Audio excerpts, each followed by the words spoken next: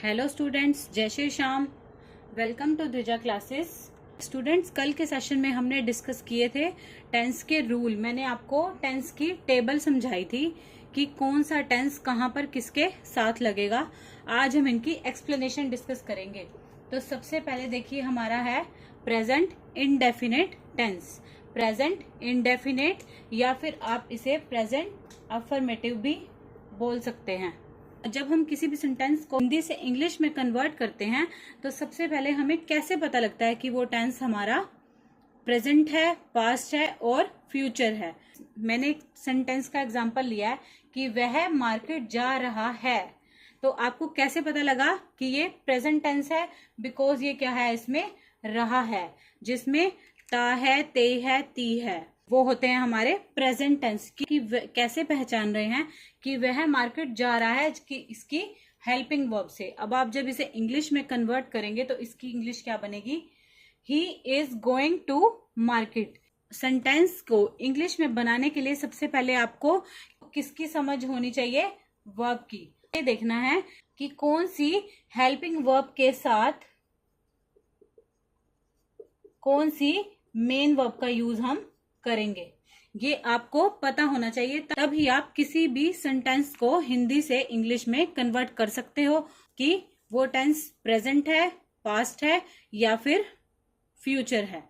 अगर मैं यहाँ वॉज लगा दूं, he was going to market, तो ये टेंस हमारा किस में हो जाएगा? पास्ट में। और अगर मैं इसकी जगह विल भी लगा दूं तो ये हमारा फ्यूचर में चला जाएगा। हम इसी वर्ब से पहचान रहे हैं ना कि ये टेंस हमारा प्रेजेंट में है, कि वह बाजार जा रहा है, कि ये काम वो कर रहा है। तो हिंदी से इंग्लिश में उसे कन्वर्ट करने के लिए ये पहचान होनी जरूरी है कि कौन सी हेल्पिंग वर्ब के साथ कौन सी मेन वर्ब का हम यूज करेंगे। तो अब हम आते हैं सबसे पहले प्रेजेंट टेंस। तो प्रेजेंट टेंस में भी हमारे 4 पार्ट्स आएंगे। ये 4 कैटेगरीज हैं, सिंपल या फिर indefinite. Present indefinite tense, second पे है present continuous, third present perfect और फोर्थ इज परफेक्ट कॉन्टिन्यूअस।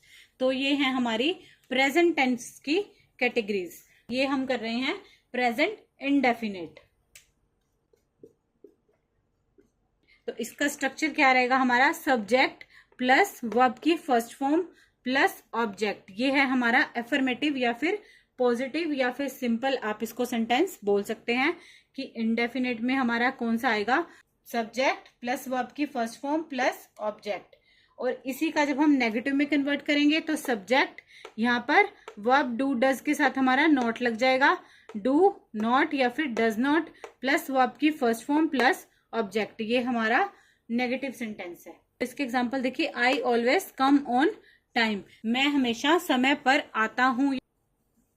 ता हूं यानी कि ता है, ते है, ती है, ये हमारा आएगा प्रेजेंट इंडेफिनिट में, प्रेजेंट सिंपल में। नेक्स्ट इज, जैसे Riya does not speak English daily, Riya daily English नहीं बोलती है, तो ये हमारा क्या है? नेगेटिव सेंटेंस है।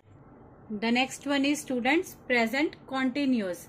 अब जैसे कि कॉन्टिन्यूअस, कॉन्टिन्यूअस के आपको नाम से ही पता लग रहा है कि रहा है, चल रहा है, कोई काम चल रहा है, रहे हैं, रही है, ये काम हो रहा है। नाउ अभी हो रहा है, एट प्रेजेंट, प्रेजेंटली यानी कि अभी हो रहा है। कि जैसे वह खाना खा रहा है, ही इज ईटिंग फूड। तो इसका स्ट्रक्चर क्या है हमारा?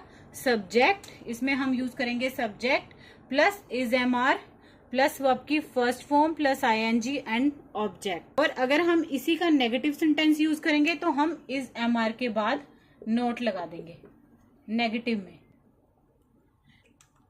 अब ये ध्यान रखना है आपको कि जब भी आप, चाहे वो प्रेजेंट टेंस हो, चाहे वो पास्ट टेंस हो, चाहे फ्यूचर टेंस हो, जब भी आप नेगेटिव सेंटेंस बनाएंगे और उसका नोट लगाएंगे तो वो आपका हेल्पिंग वर्ब के बाद लगेगा। हेल्पिंग वर्ब कौन सी होती है हमारी? Is, am, are, was, were, has, have, had, इनके बाद आपका नोट लगेगा। नेगेटिव सेंटेंस में ये नहीं है कि आप सब्जेक्ट के बाद नोट लगाओगे या वर्ब की फॉर्म के बाद नोट लगाओगे। नो, आपने हेल्पिंग वर्ब के बाद नोट लगाना है, मेन वर्ब के बाद नहीं लगाना, ये ध्यान रखना है। तो इसके एग्जाम्पल देखिए, जैसे वे अभी क्रिकेट खेल रहे हैं, they are playing cricket now. They are, now क्यों आया? अभी, क्योंकि अभी खेल रहे हैं इसी वक्त। They are playing cricket now, वह टीवी देख रहा है। He is watching TV. जैसे आप और भी एग्जाम्पल ले सकते हैं कि वह खाना खा रहा है। He is eating food.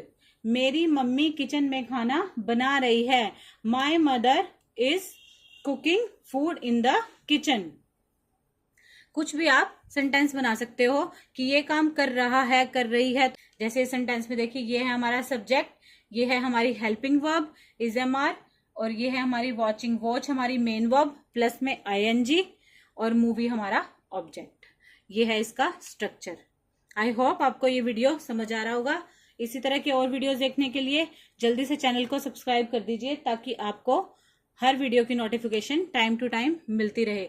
बस आपको टेंस में, चाहे आप कोई भी टेंस करो, अब जैसे ये रहा है, रहे हैं, मैंने अभी आपको प्रेजेंट इंडेफिनिट बताया है, कंटिन्यूअस, परफेक्ट भी बताऊंगी, परफेक्ट कंटिन्यूअस, इन सब में आपको प्रैक्टिस करनी जरूरी है। जितनी ज्यादा सेंटेंस की आप 10 कीजिए, 20 कीजिए, 30 कीजिए, 50 कीजिए, जितनी ज्यादा आप प्रैक्टिस करेंगे उतनी जल्दी आपके सेंटेंस भी और टेंस भी अच्छे से क्लियर होंगे, और आपको Hindi to English conversion in sentences problem नहीं आएगी। द नेक्स्ट वन इज, देखिए, present perfect tense. Present perfect का ही मतलब हमारा क्या होता है? पूर्ण, यानी कि परफेक्ट, यानी कि जो काम हो चुका है, कर चुके हैं, कर चुकी है, यानी कि चुका है, चुके हैं, चुकी है, यानी कि वो काम खत्म हो चुका है, फिनिश हो चुका है। तो इसका स्ट्रक्चर देखिए, हमारा सब्जेक्ट प्लस हैज हैव, इसके साथ हम किसका यूज करेंगे? हैज हैव प्लस वर्ब की थर्ड फॉर्म, यहां पर हम वर्ब की थर्ड फॉर्म का यूज करेंगे, plus object. Subject plus has have plus verb की थर्ड फॉर्म प्लस ऑब्जेक्ट। और जब आप इसका नेगेटिव सेंटेंस बनाएंगे तो सेम एज आपको इस हेल्पिंग वर्ब के बाद नोट का यूज करना है। तो देखिए इसके एग्जांपल से देखिए, जैसे मैं अपना काम कर चुका हूं, आई के साथ आपने क्या लगाना है? Have. I have completed, third form verb की, कंप्लीट की फॉर्म क्या होती है? Third form, completed my work, मैं अपना काम खत्म कर चुका हूं, या कंप्लीटेड माई वर्क। जैसे मैं खाना खा चुका हूं, I have eaten food. Present perfect में आप इन बेसिक वर्ड्स का भी यूज कर सकते हैं, जहां पर आपको इसकी सेंटेंस में नीड हो। Recently, just now, so far, till now. जैसे रिया अभी गई है, Riya has gone just now, मतलब अभी गई है। Riya has gone just now. Now किसी भी, जैसे कि recently, just now, so far, till now, इनका आप कहीं पर भी सेंटेंस की नीड के अकॉर्डिंग यूज कर सकते हैं। The last one is students present perfect continuous.